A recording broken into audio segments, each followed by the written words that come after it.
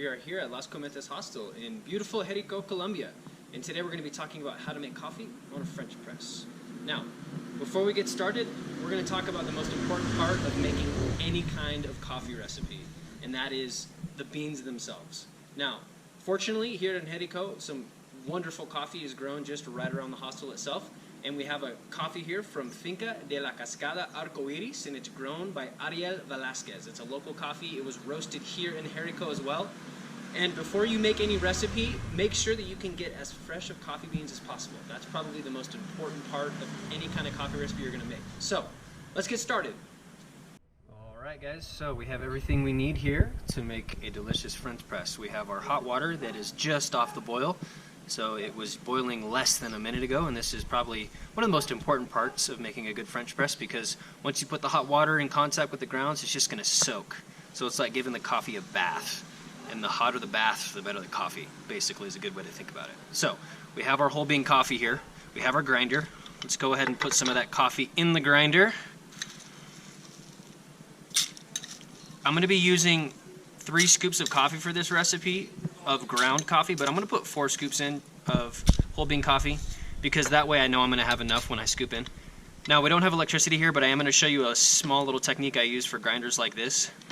You're going to want to go ahead and shake the coffee while you're grinding it for 10 seconds, and that's going to get the grind size that you want. It's going to be about the same size as drip coffee. But what I like to do when I'm done is just flip it over and tap it and then take the lid off, and that way you can get all the coffee out of the grinder that you need. So, here we have our ground coffee.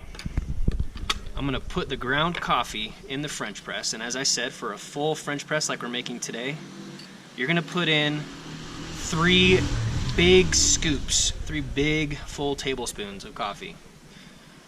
And then you're going to go ahead, level that off a little bit, and put the hot water into the French press. And make sure when you do this that you get all of your grounds soaked. You do not want to leave any dry clumps of coffee at all in the French press, because that just means you're not getting as much flavor as you want.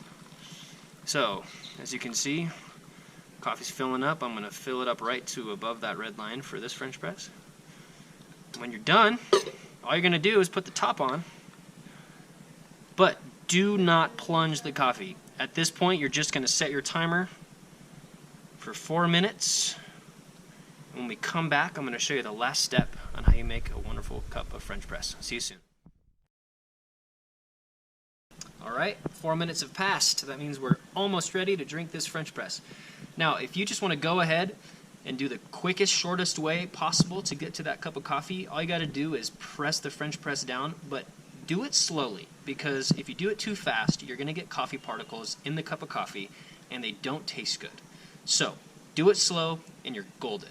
The way I'm going to show you is a little bit different, but the only reason why I do it this way is because some of that grittiness, or the sort of the coffee particles that are going to be in this cup of coffee, they're not very tasty, and I don't really like a very grainy cup of French press, but I do like the rich, full flavor.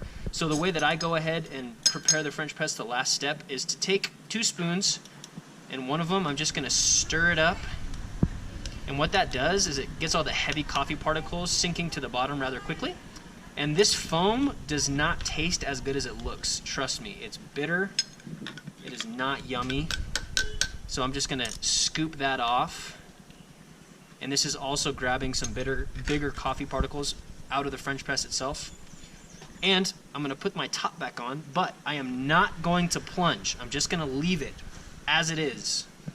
And the last part is the best part. You're just going to pour this cup of coffee into your cup. And notice how I don't have to plunge it, because the filter is right up at the top, and what it's doing is filtering out all that coffee sludge. And you can go ahead and drink this.